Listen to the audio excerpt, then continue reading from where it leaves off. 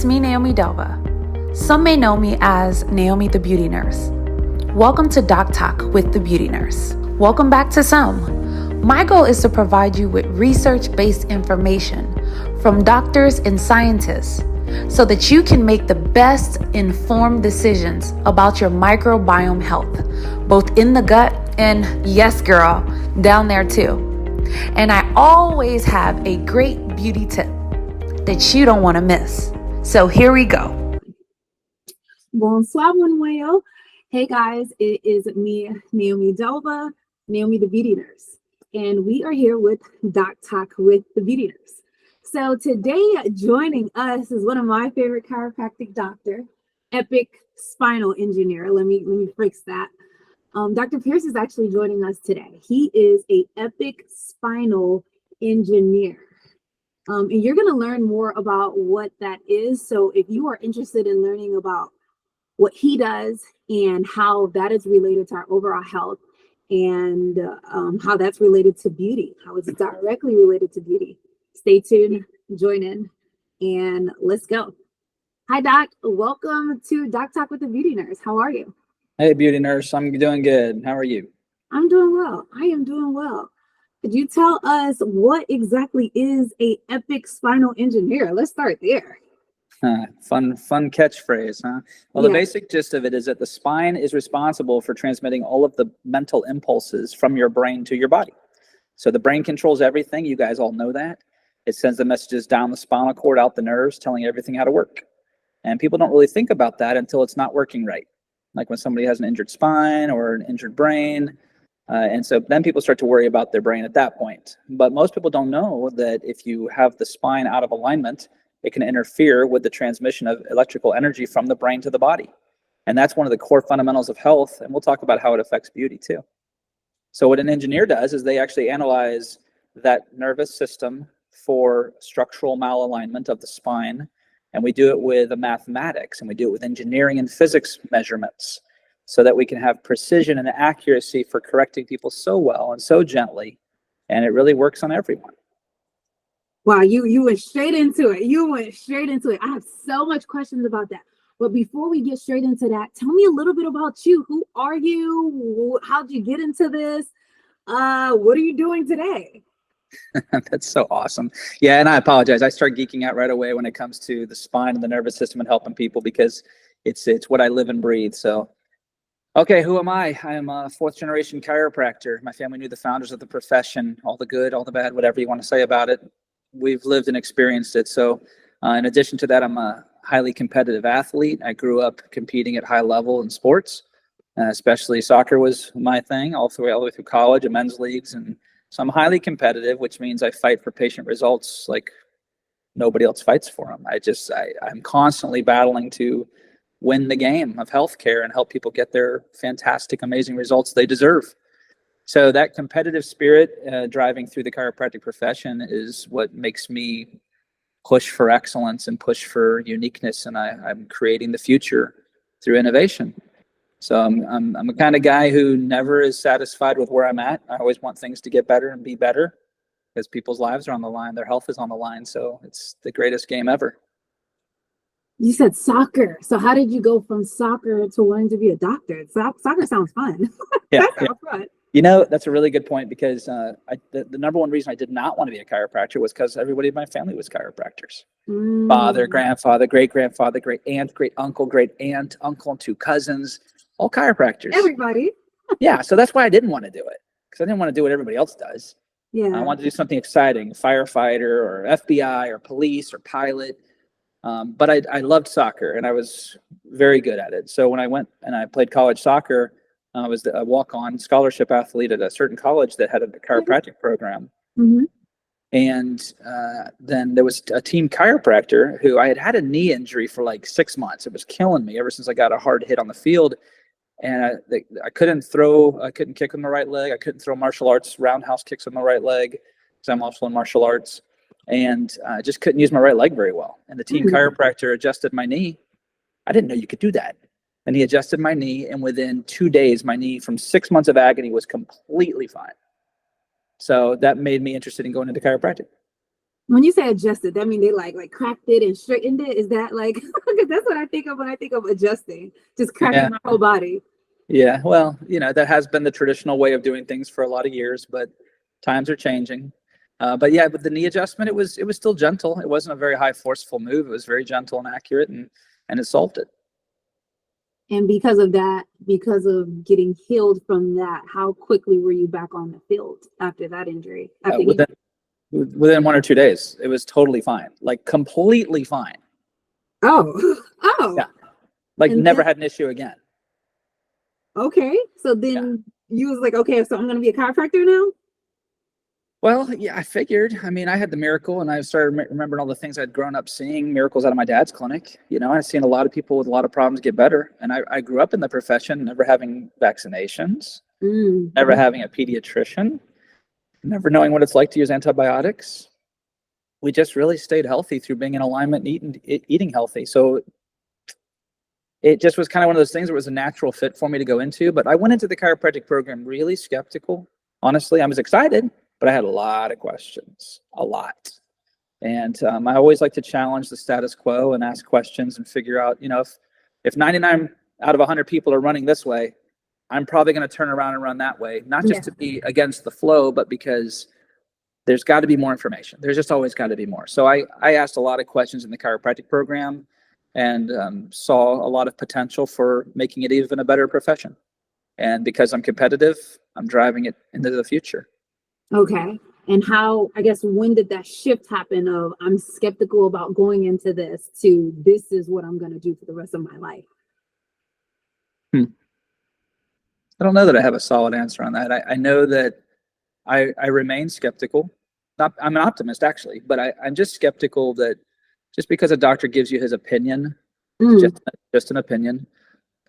People make claims all the time, and I'm kind of a show me the proof type of guy. That's real. Me too. Yeah, like I don't like when people go to doctors and they just say, try this, try that. Like even when people come to Epic, you don't try Epic. Either we analyze and find out you need it, and then we solve you, or you're not a candidate and you don't need it.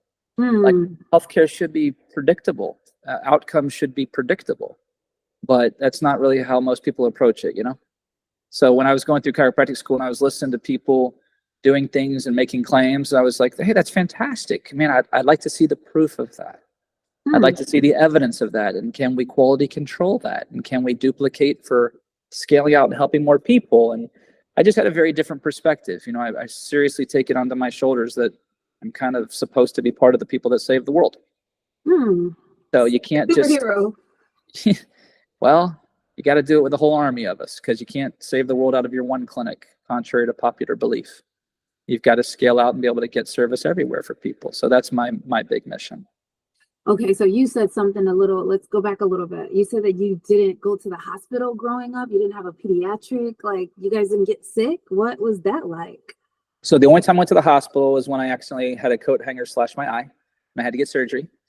A coat hanger in your eye? Yeah. Doc, how did that happen? A coat Okay, so I'm the youngest of three. My two older sisters, one of them had taken a coat hanger, a wire coat hanger, and untangled it and stretched it out. Okay. And then she took it stretched out and then bent it, stuck it into the ground like a rainbow. Okay. And I was sitting next to it eating a lollipop, and she's going in and out of the rainbow and bumps it. It comes out of the ground and slashes my eye, and I had to go for surgery, and it was awful. Oh, okay. And that was at what age?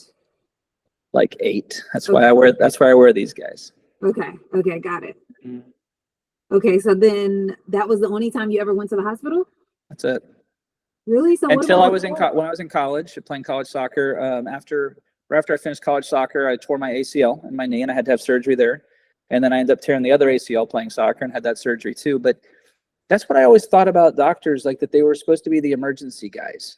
I mean, healthcare is different than emergency care. It's very different. And so I think people confuse that sometimes. Explain that to me. Huh? Explain that to me, that concept. Well, I mean, healthcare is based upon my choices. Emergency care is based upon what emergencies I have to deal with. So like a doctor can't give you health, but they can do emergency care to save your life. I see what you're saying. I generate my health through my decisions that I make, what I'm doing right or wrong in my life. A lot of people think genetics is your determination of health. That's true about 1% of the time. It's been determined that only 1% approximately of your health expression is due to a genetic programming. Most all of your health, even with your genes, if you have certain genetic predispositions towards certain things, but like if you, for example, let's say you have that gene for alcoholism. But if you never pick up a beer or a drink, you're not going to be an alcoholic, is my point. Because even though you have a predisposition for it, if you don't set that off with a wrong lifestyle choice, then you're going to be all right. So that's what I find with most people is they don't realize your healthcare is in almost your complete control if you know what to do. And most people are not taught what to do. And I think that's where doctors frustrate me the most, is that the word doctor means teacher. So the very first job of a physician is to educate his patient, educate their patient to know how to take control of their health, improve it, and sustain it. Most doctors don't do that. Instead, they like the repeat business of sick customer. But isn't that the business though? Like, isn't that what makes them like get the business? Well, and you could say chiropractors maybe do the same thing sometimes, where they adjust people, but they have to keep coming back 3 times a week forever. That's one business model where you can see a few people many times. He said that's one business model. Okay. Or if you're fixing people really, really well, like we do with Epic, you could, instead of seeing a few people many times, you could see many people fewer times. Both are equally lucrative. It's just a matter of getting good results and people wanting to refer others because of the results. But isn't one, I would imagine that the one that's lucrative is the one where you kind of have the people stuck with you forever. Isn't that like the whole concept of pharmaceutical? Could you explain that concept? Yeah, that's actually, you're bringing up a great point. Great point. So here's the concept. If you know you're going to keep somebody sick, then you've got them psychologically addicted to your recommendation, then yeah, you got them hooked. Literally hooked on drugs. In chiropractic, I jokingly call it being addicted to crack. Oh, hey guys, this is Dexter Sharper, Senior Consultant here at Delvin Sharper Consulting Group, and we're so happy that you guys are interested in starting your own business. We do personal consultations, business consultations, business audits, financial audits. We also help you with your marketing, and we give you all the tools and resources you need. And like I say, we give you the puzzle pieces you need to be successful. So come on, let us help you maximize your potential. You can reach us at www.delvinsharper.com. Looking forward to seeing you put these puzzle pieces together.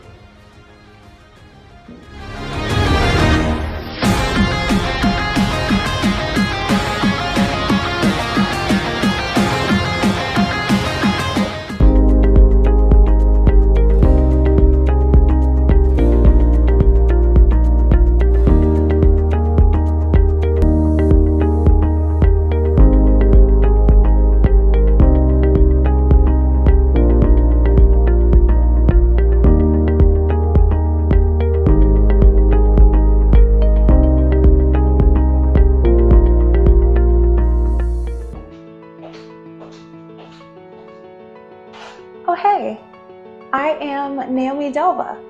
You may also call me Naomie the Beauty Nurse because I bridge the gap between health and wellness and beauty. So yes, I did go to nursing school, and yes, I do understand autonomy and I do understand the body, but more importantly, I understand how to market your product, how to market your practice. I specifically work with people in the healthcare industry to help you market maybe your product or your practice. I want to help create a strategy to get you in front of your target audience. Visit www.naomiethebeautynurse.com. I can't wait to work with you. Let's work. Come on.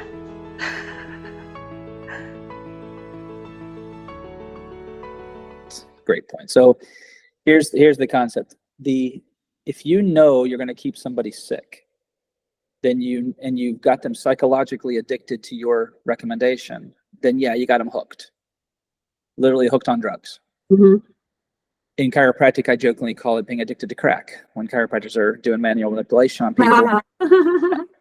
But what if, like, let's say you could see 100 visits in a week.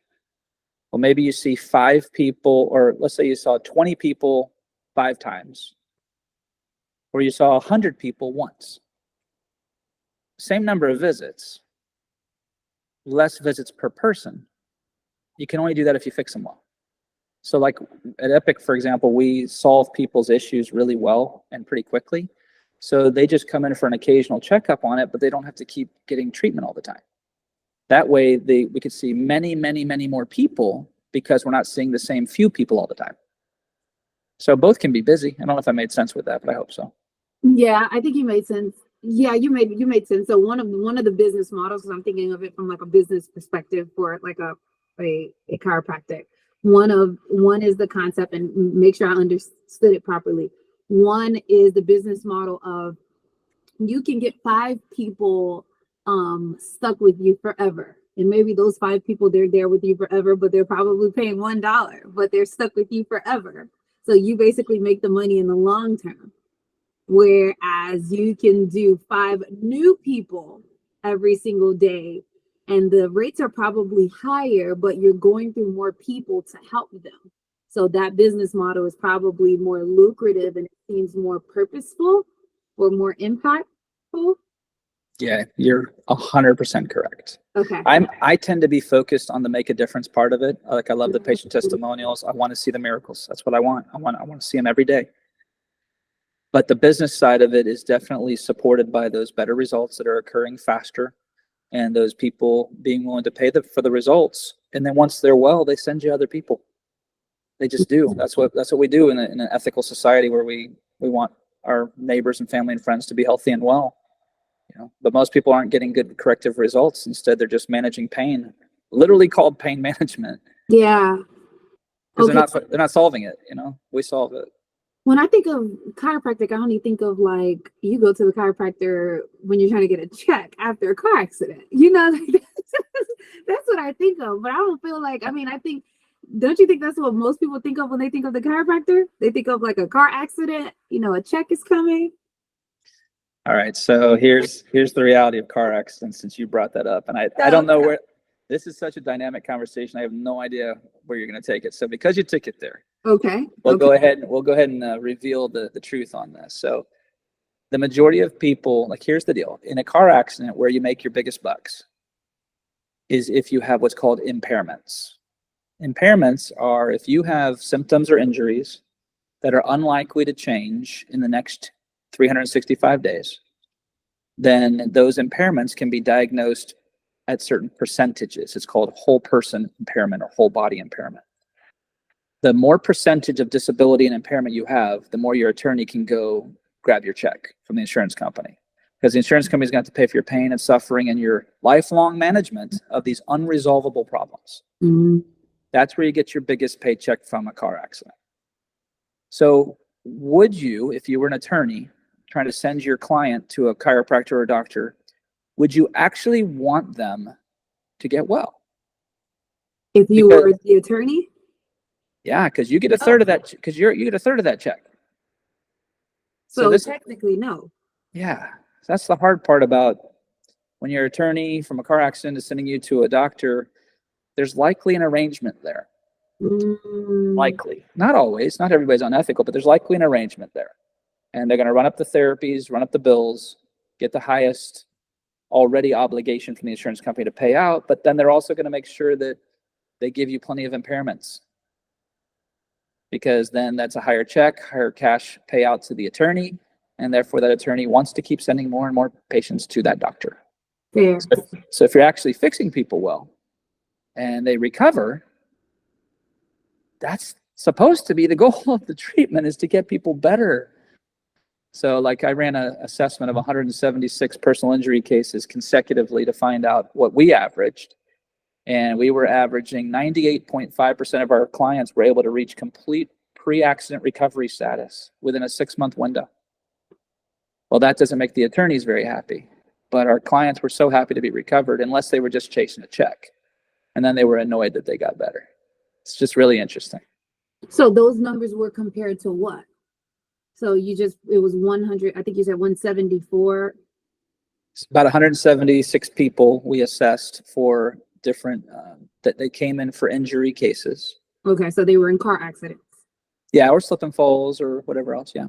Okay. And then we were able to get them to pre-accident recovery, meaning they healed, they got better, they got on with their life.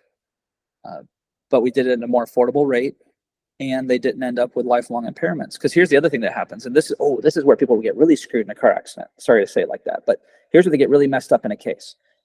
If let's say you're 18 years old and you get into a car accident, and your attorney then sends you to a doctor, and they run this whole game, and they give you a big percentage of impairment. Maybe they say you have 20% whole body impairment. That means for the rest of your life, you only have 80% impairment left that another car accident case could render for you. So let's say an attorney got too aggressive early on and got the doctor to give you a 20% impairment rating for a minor accident that they worked the system on. Well, then you get into another car accident, maybe 5 years later or 10 years later. Your starting point from which that impairment on the second accident could be rendered, your starting point is 20%. You have to be impaired above 20% to cash out on the second accident. So the more accidents you get into is basically the more like money game has to be played. Is that how I'm understanding it? Yeah, you got to get more. You got to get more and more screwed up from the further accidents. You got to have much worse damage to your body to get the bigger payouts, because you already got the big payout early on in your life. So people don't think like that. And if you're always fighting for the patient's best life, not just best treatment, but their best life, then you don't want to get a lot of impairment ratings early on. Because then if you do get damage later on, they're going to say, no, it was from the first accident. They gave you this big impairment rating from the first accident. So it gets real complicated. Oh, because like basically, let's say you were at the third accident and the first one was basically like a little bump. The second one was like a little bump, but the third one was like a serious, maybe a 16-wheeler. And you're like very, very impaired. The first one, you were already at 20%, basically 20% completely damaged. Yep. And that means the second one, it has to start at 20%. So to get paid out, they're not going to say 50, because they're going to say that wouldn't be nice on papers. So they'll probably put you at like 30% to be able to get a check for that again. So now you're at 30, which means that you have to start at 30 from this big one. And this is the one that counts. So it's a little trickier and a little more difficult to be able to prove that this is the in results to the third one. Is that it? That's right. But what do they care? They're running the numbers for they're just trying to get the payday. The attorneys, the doctors, they're usually just trying to go after the payday. So that makes it really hard on the client when patients don't know. They're just the attorney's client. They're just following the attorney's recommendation. So that's why we don't really have a whole lot of attorneys that refer us patients, because we're just fixing people affordably and getting them well and recovered. And then they can go on to have the proper life, because people don't think about my quality of life. They think about my payday. That's true. That's true. They want the check. And yet they're going to spend that check suffering the rest of their freaking life. And how do they keep paying for the suffering? Because the thought process, Doc, is if I get the check is going to make my quality of life go up. Isn't that it? Kind of in the brain? Until you watch how much money they spend treating that pain and damage the rest of their life, the number of days of work they're going to miss because their back sucks. The games, you can't even put a price point on the events with your kids you couldn't do because you were hurting too bad, or how many days you were laying in bed with that migraine, or not being able to go do your fun activity because you just physically can't. You can't put a price tag on that stuff, and then those people are thinking that my bank account showing some good numbers matters. Right. There's very few people that are dying in a deathbed who say, man, if only I had another $2 million. They're saying, I wish I had more health. I wish I had more quality of life left. But people get out of balance. They don't think like that. Ooh, that's good. Thank you for challenging us in the world to be better. So why should someone come to Epic, and where are you guys located? Like, what do you guys do different? Like, why did you decide to take this like route of life, Well, it's a critically important one. A lot of people think when you go to chiropractors as a whole that you're going for pain relief. And that's because my profession's kind of positioned itself that way. I have never looked at it that way, although we do help people get tons of relief, sure. But I know that I need my brain and nervous system working completely optimal if I want all the things they control to work optimal. And since the nervous system controls everything in the body, then if you have an alignment issue that's making your nervous system only work, I don't know, 80%, the maximum you can get out of your body is 80%. I want 100% function. I want 100% vitality. I want to do everything in life possible. So it's a foundational piece of the healthcare equation. It's not just like a luxury. It's not an option even, but people treat it like it's an option. Oh, I'll try the massage. I'll try the physical therapy. I'll try the chiropractor. I'll try the acupuncturist. They don't all do the same thing. And the chiropractic profession kind of butchered its marketing pitch, so to speak, about keep your nervous system completely clear. So I love my role. I have the best freaking job in the world because I get to connect people's brains to their bodies and keep it clear so that they can see the best version of themselves every day. And then when you start to have better health, then your psyche opens up. You stop being so tense at home, so edgy with your wife. You stop being so dysfunctional at work. Like you're a better human. And then the miracles get to come along behind that. And then you see people recover from all kinds of stuff they thought they were stuck with. So it's a great job. Doc, explain that. It sounds nice, but put it into baby words. You talked about how the spinal cord is completely connected to the nervous system, which is your brain. Then you went to how that like comes back to your overall like life. I need you to like explain that in baby words so that the regular human being can understand that. How does all of that come together, and where do you come into that equation, and how often should people come to you, and when should they come to you? Okay, fair enough. Okay, so you want me to use baby words. Baby words. Let's go to a pregnant woman. Let's Okay. start there since we're talking baby this. Okay, so if a woman is pregnant, that first trimester can be pretty rough. And if you talk to most husbands or guys whose wives are going through that first trimester, they don't recognize their lady. She changes. She is the hormones, the energy, the nausea. It makes her feel not good. Okay. And because she doesn't feel good, she's not the woman they remember being with. She changes. She a witch now. She a witch now. Well, she just changes. That's the nice one. So what's my point about that is when you don't feel well, you can't be the best version of you. That's good. So you have to do the things that help you to feel well. And sure, diet, water, positive mental attitude, sunlight, get out, exercise, breathe. But you got to have your nervous system working perfectly right to give you the best version of you. Now, you could still function pretty well as a 95% human. But if you want the best version, you have to have that nervous system working right. So keeping that in baby words, people that know, if I take a vertebrae in my neck and I break my spinal cord with a bad trauma, like there was a guy named Christopher Reeves who used to play Superman in the movies. And he fell off a horse and he landed on the ground on his head and neck and he broke his neck. He didn't break one of the nerves, which is why he still lived, but because he had broken his spinal cord, his whole body was paralyzed and wasn't working right. So everybody knows a neck injury can impact the whole body, but that's rare, thank God. But what's common is for a vertebrae due to trauma usually that gets partially out of alignment. Usually it's in the head and neck relationship, and it begins to alter the nervous system's flow through the whole body also. That makes things work wrong. Eventually pain syndromes or dysfunctions can show up, and then you're not the best version of you, and now you're feeling worse and worse. Now you're supposed to be tolerant of your kids. You're supposed to be the patient parent. You're supposed to be the considerate spouse and the humble worker, and you just change. You get edgy.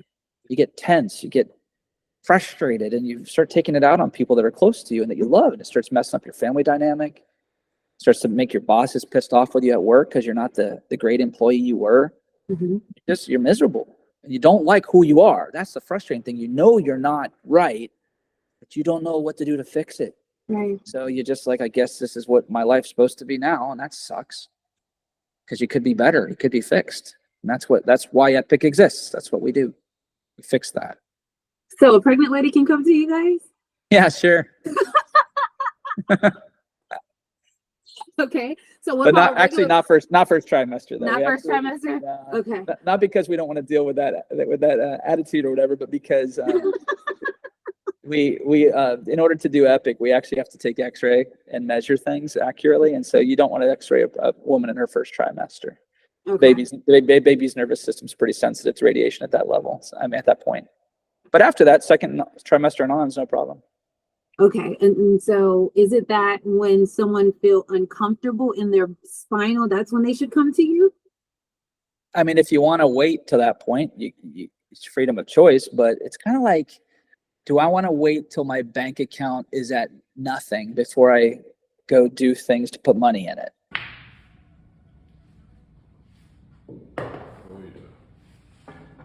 Hey, how you guys doing?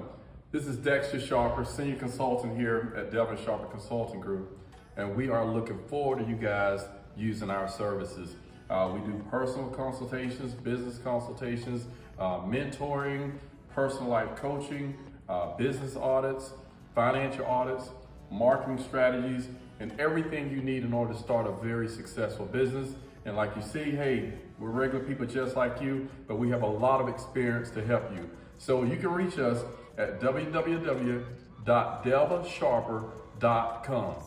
Through the Delva and Sharper Consulting Group, I've been able to be connected with a mentor. Delva and Sharper Consulting Group really help us take our business to the next level. Thank you. Let's play this game. Do I want to wait until I have, like, people with cancer? They don't have symptoms during the first 2 or 3 stages of cancer. Like stage 3, 4 is where like the pain shows up. So like, should women never go get a health maintenance checkup at their OBGYN until they know they have a disease? Right. Do they have a symptom? That doesn't make sense. Should people wait till their health is horrible before they decide to take a vitamin? You know, do you only want to wait till you have cardiovascular disease and your heart's terrible and your legs are swollen, and at that point, maybe you'll start eating healthy? I mean, it's like, you can do the preventative stuff. You can wait till you're sick and diseased and symptomatic, or you can go get your spine checked for alignment issues preventatively to make sure that you fix it before it makes you symptomatic. But that's only the really smart people that do that. Most people don't know to do that. What percentage of patients that come into your practice are actually coming in for a preventative office visit? As a new patient, very rare. People aren't taught to do that. Really? Yeah, I wish they would, because but people, well, it's my profession's fault. Honestly, it's not society's fault. My profession, they kind of moved themselves into a pain management industry and started monetizing the pain management. So it kind of started getting pushed onto people that you go to a chiropractor for pain management. You go when you have pain. And so people don't know the bigger value of the story is you go there before you have the pain. You go to get your spine checked once in a while to make sure it's okay. But there was a study that came out in a medical journal called Curious back in November of 2023, and it showed that 79% of people have misalignment in the upper neck region and have no idea. 79%. That's almost everybody. 79. So that makes That's me a lot. go, we need to check everybody and make sure they're okay. Fix it early so they don't have problems that are developing. Fix it early. But most people won't do that because they don't know to do that. And when I think of pain management, I'm thinking of like medication. So are you, during your like whole treatment session, are you giving medications? Are you recommending them to medications? Like, what does that actually look like to come into your practice and be treated for pain in my spinal area? Well, so here's the interesting part. So when you think, because you work as a nurse in the field that uses chemical interventions, medications, shots, whatever, that's how you would see it. But there's also pain management that's physical therapy or massage therapy or chiropractic adjustments. There's plenty of other things that are pain management also. I don't do pain management. That's the bottom line. Because if you're managing pain, all you're trying to do is make somebody feel good, even if it's temporary. What we do in Epic is people come in here with all kinds of pain syndromes. And the very first thing we do is we'll examine them to get to the root cause of why their body isn't healing it. We fix that cause of why you're not healing, and then you heal. Now, in the meantime, pain goes away pretty fast. People get their energy up. They start sleeping better and happier and feeling better. But they're going to be better long term because we actually got to the root cause of the problem, not just relieving pain, but actually fixed the interference of the healing mechanism, and then they just get to get better. And I'm not talking about healing mechanism like some weird energy chi stuff, and I know that exists, and I'm not like down. I know. And I'm not trying to be weird about quantum healing and all that stuff. Oh Lord, you're going into another area, Doc. I know. Well, I'm literally just talking about the simplest thing. You cut your finger, it heals. You break your bone, it heals. The body is supposed to heal. So when it's not healing and that disc in your back keeps being bad, or your muscle keeps spasming, or you keep having the sciatica, or the migraines keep coming back, or the asthma, or the whatever, if it's not healing, there's a reason for that. And doctors rarely look at it that way. They just try to give you something to make you feel better, but they don't actually fix what's wrong to free you to have liberty to actually heal yourself and stay good forever. They don't do that. So instead, the repeat customer that's sick becomes the industry standard, and that's not okay. People deserve better than that. Ooh, that's good. Thank you for that. EPIC, does that stand for something? Can you talk to us a little bit about your practice? Yeah. So, and I know you and I have discussed the fact that I tend to shy away from talking about me or EPIC. I kind of just focus more on people. You do. But EPIC, yeah, I can tell. But EPIC is an acronym. It stands for Evolutionary Percussive Instrument Corrections. That sounds nice. Yes, so we use a patented sound wave technology instrument. I'm the inventor on that. And so we use a percussive impulse. So we actually align the spine at the speed of sound using a gentle percussive impulse. And the most important letter of that acronym, though, is the E, evolutionary. Now, that's not like a creation evolution thing. Evolutionary just meaning we're always evolving and advancing, forever striving to improve our quality of care. We always look for the next concept breakthrough or technology breakthrough. So we're always evolving and getting better. You said technology. Any specific technology you guys are using inside of EPIC right now? Well, when you look at the legacy of what I've been building for the last 25 years, I've been in practice. Oh, that's impressive. 25 years. Well, you said it like you kind of like just slid that in there. Can you say that one more time? How many years? I've been in practice for 25 years, practicing in both Dubai Healthcare City, as well as in Florida at headquarters for EPIC. And I'm a professor at 3 colleges, and I teach the next generation of doctors all about this. Stuff like that, and publish in medical journals and stuff like that too. Okay.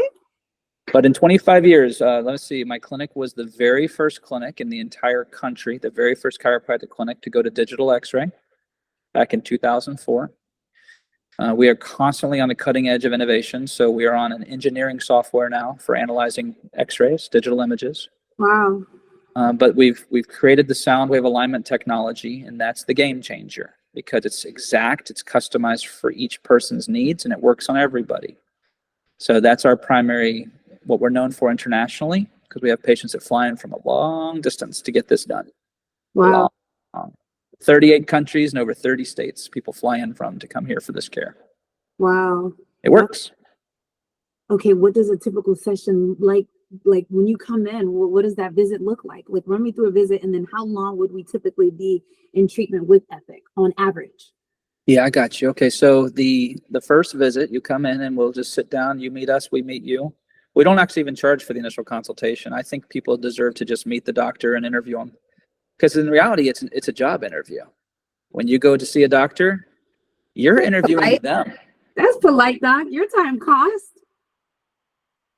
It does, but I'm also working to earn a job. You know, doctors don't see it that way. Yeah, my time costs, but what am I doing with my time? I'm trying to see patients and get them well. That's where you're supposed to be thriving. So the first consultation is a job interview. The patient is interviewing the doctor to see if they're a good candidate to be their doctor or not. And then the doctor's interviewing the patient to see if it sounds like their case could be up their alley. So we do an initial 10, 15-minute consultation, and we never charge for that. At that point, then we'll decide if we're a good fit for each other to move forward and do the initial examination. And the initial examination is basically a qualifying exam. So it basically takes a patient, anybody, regardless of symptoms or not, regardless of the location of symptoms or not. We do a thorough examination and find out what is the actual problem. Okay. That takes about 10, 15 minutes actually to figure out the problem. It doesn't actually take too long because Epic's exam protocol is so solid. Like, we figure things out fast. Okay. And almost always when patients come out of that exam, they're like, how did all the other doctors I've been to never find that? Because it's very obvious what's wrong to the patient too in the exam. They can tell. And then the patients are usually just frustrated their doctors didn't find it yet. And I'm like, well, welcome to Epic. Glad you're here. We got you. And then from there, based upon what the examination shows is the problem, then we'll take the digital x-rays. And then we study those x-rays with our engineering software, and we'll determine several things. Well, first of all, we'll be able to figure out exactly which vertebrae are out of alignment, which direction they've gone, and how many degrees they've gone. So we know exactly what's wrong. We can tell you what we're going to do to correct it, what you have to do to keep it corrected. We can tell you how long ago the injury occurred. You can tell me when I got hurt. I absolutely can. So you And Jesus? No, the x-rays show us that. Okay. Okay, so then after the study of the x-rays. So once we tell you how long ago your injury occurred, then we can give you an approximation of how long it'll take you to recover. So patients get all the information up front before they do any treatment. I think that's really important for people to know what's going on. Otherwise, what happens is people make kind of, I wouldn't say dumb decisions, but they make uninformed decisions. Patients make a lot of uninformed decisions because they just think the doctors are just going to do the right thing. They just trust them. That's true. It's like, yeah. Trust but verify. There needs to be objective information showing that the doctor's opinion and their recommendations are the right thing for you. And in Epic, we show you all of the logic and knowledge first. And even when I have patients sometimes, Naomi, that come in and say, "Oh, Dr. Pierce, I trust you completely. I've heard great things about you and I trust you." And I go, "Well, we did only just meet. So I don't think you should trust me yet. I think we actually should just go through the steps together. Let's get the facts together. And when you see the logic of what we're doing, you see the facts that show you need it, and then you get the results you were hoping for, at that point, maybe pass the trust on. Otherwise, I'd stay cautiously skeptical of any doctor until they have proven they are worth your trust." At that point, I would have said, "Okay, take my money. Now you really got it for real." Yeah, of course, there's psychological games that are going on, but I try to play the game in a way that empowers the patient. I do. I want the patient to be put into power. You guys deserve it. You're the customer. So once we get patients understanding what we do, then they get amazing results. And it's not arguable and it's not opinion, and I'm not trying to convince them. They get to literally just see the results. So the results occur by us after the report of findings, where we went over all that data. Then we'll align them with the sound wave technology. As soon as we do that, the moment we do that, their entire back begins to respond. They can tell. We take a post x-ray to measure and compare with the original x-rays and see the difference. We show them that. And then we follow up with them for a few visits to make sure things are starting to stabilize. And then things just get better fast. Okay, let me make sure I understood the process correctly. They come in for the initial interview with you. After they do the interview, that's the first part. Then the second part would be actually getting the tests done, the different exams. And then after the exams, you would go into the x-rays. And then after the x-rays, you do the studying of the x-rays. And then you determine how they can actually be healed. And how long. That's when you look at how long the injury was and what treatment would be needed. Mm-hmm. And then at that point, you are able to actually create what their treatment plan looks like to the patient. And then that patient will understand how long they would actually have to go into treatment and the cost of treatment at that point. And that could be done within an hour or two of them visiting the practice. Absolutely. And everything needs to be upfront, transparent, clear. Patients need to be able to make decisions, not out of being scared into making decisions. That's the other thing about Epic. I despise doctors using fear tactics to scare a patient into care. I hate that. It's like narcissism. It's weird. I totally prefer to just give patients knowledge, give them awareness, let them see exactly what's going on, have all their questions answered, and then the patient making a peaceful, happy, logical decision for themselves. Because those people, I understand you can control people with fear, but that's just a horrible way of getting of having kids go through life, having patients go through life, having friends go through life. You don't want to scare people into things. That's true. That's true. Okay. And then at that point, the technology is introduced. Yeah. We're probably going to have a whole follow-up call with talking about just the technology. But could you tell us a little bit about your technology and how that has helped people in the past? Yeah. So the use of sound wave for aligning the spine has been around since the 1980s. And sound therapy is being used for a lot of things, including breaking up kidney stones like lithotripsy. Or they use sound wave in the Middle East. They were using sound wave to kind of slightly re-injure a sprained ankle in order to create an inflammatory healing response. They use sound. Well, the use of sound moving a bone. I'm doing that to you right now. Huh? Wait. You doing magic on me? Kinda. So the mechanism of hearing. I'm sending sound wave through your ear canal, vibrating your bones of your inner ear, connected to certain nerves, and you hear me. Yeah. Because I'm using sound to move bones. Mm. So the idea of using sound wave to move a spinal bone, it's not that different. It's actually what our instrument does is we create a controlled drum beat. And we angulate that drum beat on your exact coordinates from your x-rays. And instantly, it gently, accurately aligns you. It doesn't require any high force manipulation, any twisting, any cracking, any of the kind of older school stuff. It actually instantly aligns you with no discomfort at all.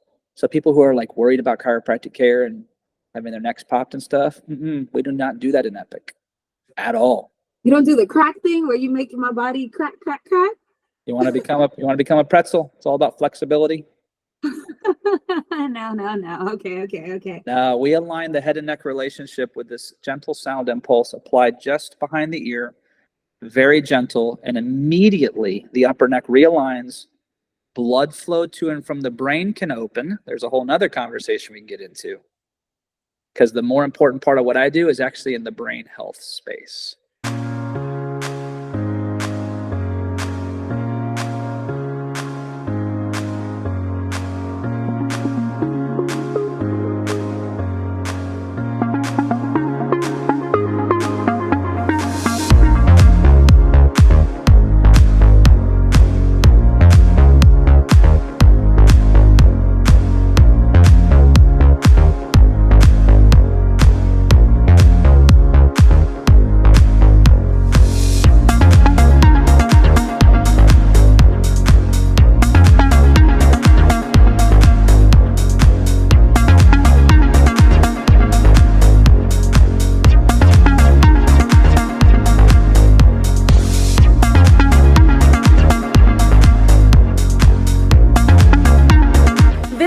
www.kvanity.com. Remember, everything beauty. Oh, I can't wait till we have our follow-up conversation. Brain health. So it's not even the spinal. No. Okay. Oh, I can't wait to learn about that. Last question that I have for you, Doc Beauty. How is all of this stuff with you being an Epic spinal engineer, the Epic machine, your practice, you being in practice in treatment for over 24 years, how is that directly related to health and beauty? Like beauty, how is that related to beauty? Yeah. Have you ever, I love this question, by the way, I'm so glad you asked this. You know, sometimes the most beautiful thing about somebody isn't their makeup or their hairstyle or their figure. Or the wig. Or their wig. It's their glow. You can see when people are in a bad mood, they look uglier. When they feel sick and they're more stressed in their head and their forehead, around their eyes, and you can see it. A lot of the beauty market is designed to help a woman feel better about herself. But when she feels better about herself, she'll glow more, and people sense that energy. They see the glow. That's the true beauty, the big inner beauty. Like sometimes people have said to me, they're like, "Well, Doc, what kind of woman do you like? Are you?" I shouldn't even say this, but they're like, "Are you a boob guy, a butt guy, whatever?" And I'm like, you know what? I'm into energy. I love being around people with great energy, because you can have a woman with different figure orientation, but if she's got a good heart and she's beaming energy, that's just hot. It's gorgeous. It's sexy. And so when we align people's bodies and get the nervous system working right, and the energy starts to pick up from that, and the pain levels go away, and the pain steals energy. Pain steals your energy. So when that goes away and your energy comes back and your glow comes back and your tension in your face goes away. And when we talk about brain health next time, when the brain starts to clear and you're awake, you're alive, your beauty thrives. Like you just look better. You look more beautiful just because you are now coming out rather than being pulled in by your symptoms. And people who focus on pushing good energy into the world, they're just beautiful people. They just are. So we should add this to our visiting Epic to our beauty regimen. Couldn't hurt. Doc, it has been such a pleasure speaking with you, and I can't wait till we have our second talking more about the machine and then more about like clearing the brain. Anything else you want to let our viewers or anybody who's watching this interview know? Anything you want to close out with?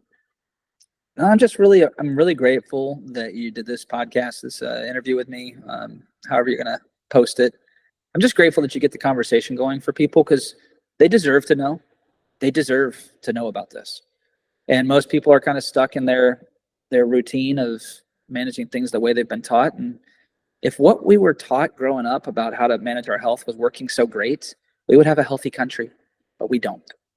We'd have a healthy family, but we often don't. And so getting them to learn about things like this is really valuable. And I'm so glad you have a heart for people that you're doing this. So thank you. Thank you again. We had the pleasure of interviewing Dr. Stan, the Epic Spinal Engineer with Epic down in Florida. And so I hope you guys enjoyed the interview, the talk that we had, and hopefully we get to have another one soon. Again, I am Naomie Naomie the Beauty Nurse, and thank you for watching. Thank you for joining me. Don't forget to sign up to receive all broadcasts and promos right here in the description. See you next time. Stay beautiful and healthy.